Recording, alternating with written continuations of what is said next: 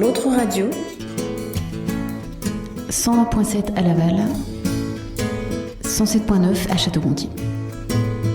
Bonjour à tous et à toutes, nous sommes le 28 janvier 2020. Je suis bien heureux de vous retrouver dans la Méridienne pour ce direct de la Méridienne dans l'autre radio. Autrement dit, c'est Autrement dit. Nous enchaînerons avec l'interview au téléphone de Nicole Bédoué de l'Entracte de Sablé-sur-Sarthe qui nous présentera le film Tout est possible. Nicole Bédoué, êtes-vous là ? Eh bien oui, Bernard, bonjour. Vous m'entendez bien ? Ça va ? Oui, parfait. Impeccable. Je rappelle que vous êtes la responsable de la programmation à l'Entracte de Sablé-sur-Sarthe. Programmation cinéma seulement. Programmation cinéma, bien sûr. Ouais. Et qu'on se voit toutes les semaines, à peu près à la même heure et à peu près le même jour, pour présenter le film à venir. Aujourd'hui, vous allez nous parler de Tout est possible, The Biggest Little Farm en anglais. Ça passera quand ? C'est de qui ? Ça parle de quoi ? Alors, allez-y. C'est toujours le mercredi soir, notre séance cinéma. Mercredi soir à 20h30, une seule séance, un seul film chaque semaine. Mercredi, donc, Tout est possible, un film américain, pas très très long, 1h30. C'est un documentaire qui raconte les tournées sur 10 années, qui raconte l'histoire sur 10 ans. D'un changement de vie d'un couple qui quitte la ville et qui se lance dans le développement d'une ferme éco-responsable.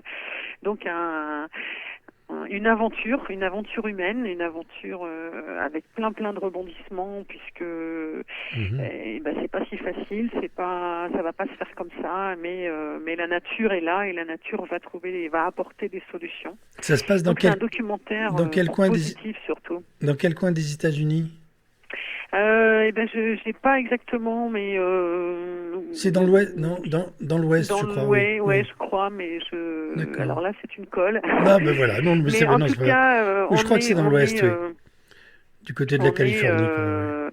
On est au cœur de la vie là du quotidien de ces gens qui sont partis d'une très belle intention et qui sont face au quotidien matériel avec la nature et les contraintes de la nature aussi, les contraintes voilà et du coup et c'est pas facile du tout. Oui, parce qu'il y a plein de il y a effectivement plein de soucis d'animaux malades, de plantes qui poussent pas, la nature.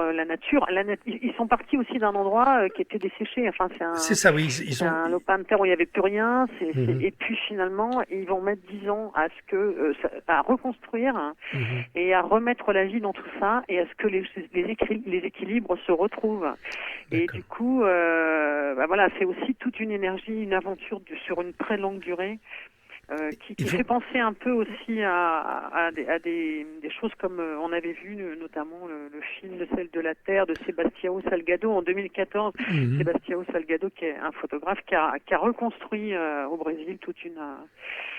il a replanté des milliers d'arbres et la nature finalement est revenue, les choses se sont reconstruites.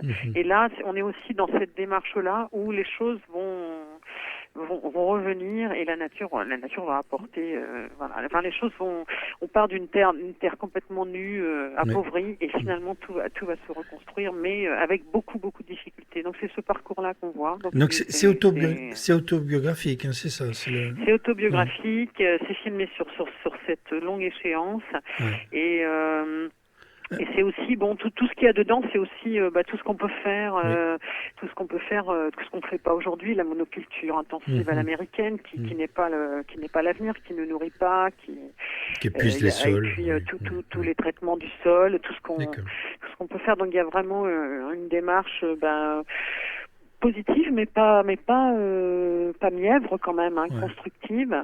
Et un petit mot sur l'esthétique du film, qu'est-ce que vous en pensez ? C'est filmé comment ? C'est du noir et blanc ? On voit le quotidien. On est au plus près de leur quotidien, des animaux. C'est très concret. Ouais.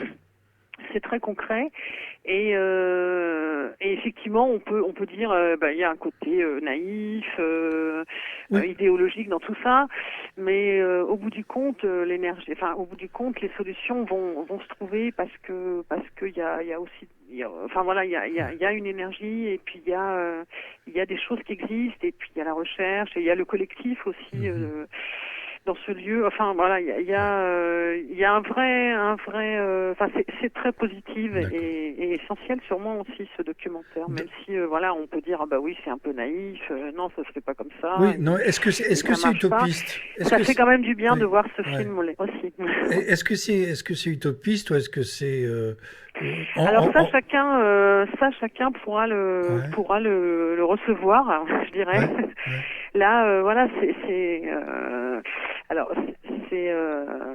c'est quelque chose qui a abouti, mais qui a mis du temps et qui a pris de l'énergie. Et ce film, on l'a daté dans le cadre d'un projet qui s'appelle Regard sur le monde rural, puisqu'en fait sur la Sarthe, sur le département de la Sarthe, dans 10 salles du territoire, il y a tout un ensemble de films documentaires et fiction sur le cinéma et le monde rural. Et là, il y a plein de choses à voir aussi, bien sûr, dont celui-ci, qui va passer dans plusieurs villes sartoises.